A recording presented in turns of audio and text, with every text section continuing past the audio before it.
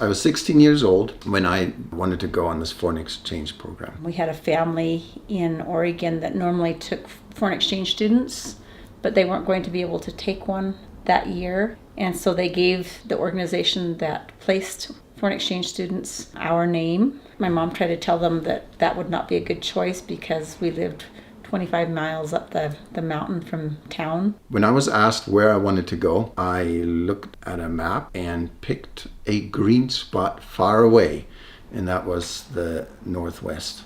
We had a little tiny house with 3 bedrooms. We had 4 kids still living at home. They came, they took a look, and they said, oh, this will be perfect because he likes to sleep on the floor and he likes to wander or to hike.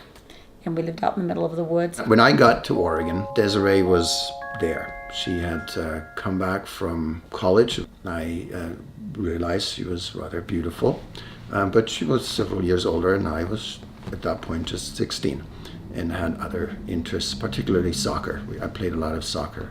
When he came to live with us, he was 16 and I was 20. Dating a 16-year-old wasn't on my radar. Never in my lifetime. Desiree was able to connect really well with me. We had this epic wrestling match in the kitchen.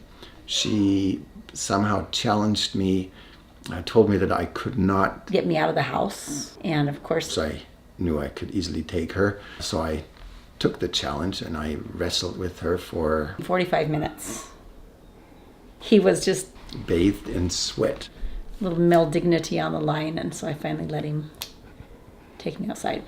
That is kind of how she broke the ice with me, and yeah, that was rather cool. So there was not a lot of correspondence going on, but there was some. We stayed in contact. I was 17 when I decided to join the church. Then I had my birthday in April. In July, I went to Oregon to be baptized. Desiree had just come back from her mission, but she was there. And during that 2 or 3 weeks that I was in Oregon at that time, we went on our first date.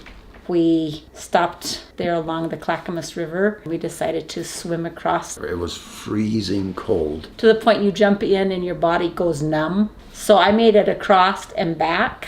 Of course, I had to swim twice to kind of show that my male dominance. I think he was trying to be macho. That was the one and only date, really, that we had gone on. Then I left to go home, finish my school. A year later, I went on my mission. I didn't think too much about it, but I started thinking a little bit about my future. I had actually gone and had a picture taken professionally, and so I sent him a picture.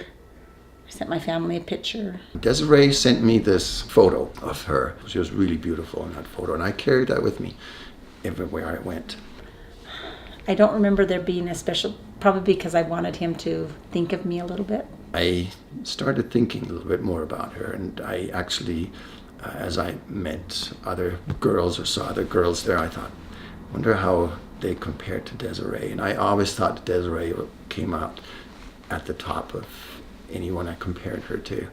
When I was released from my mission, my German family picked me up in Washington, D.C., and then we traveled across the United States to meet up with the Fishers in Salt Lake. At that point, I was still a missionary. I had not been released, so I was still a missionary, and I could not move freely. But Desiree was there again. I remember having a conversation with him about my future feeling very cloudy and very foggy, not knowing where to go, because I was heading into my last semester at BYU, and just didn't know where it's going to take me.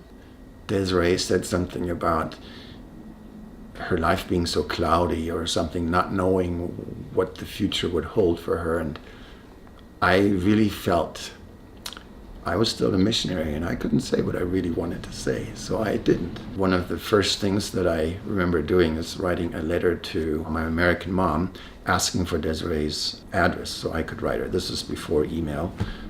Phone calls were very expensive, so we communicated via letter. So I went back to BYU and I still hadn't gotten a letter from him, and I'm not a very patient person. So I decided to suck it up and write him a letter and tell him how I felt. And Desiree wrote me this letter where she laid it out for me and told me that she loved me. And I was very happy about that letter and wrote her back. My roommates put together a little calendar of, I think it had little Hershey's Kisses on it for each day, kind of counting down the time that possibly I could get a response from him. I remember it had been just a little over 2 weeks, and I got there and they're like, it came, it came, it came. So they gave me the letter and I left him in the living room and I went back, and he had sent me this nice long letter on German paper that's longer than American paper, front and side covered, and just kind of talking about life and things that are going on and not mentioning anything as if he hadn't received a letter. And then at the very end, the back page, it said, P.S. I love you too.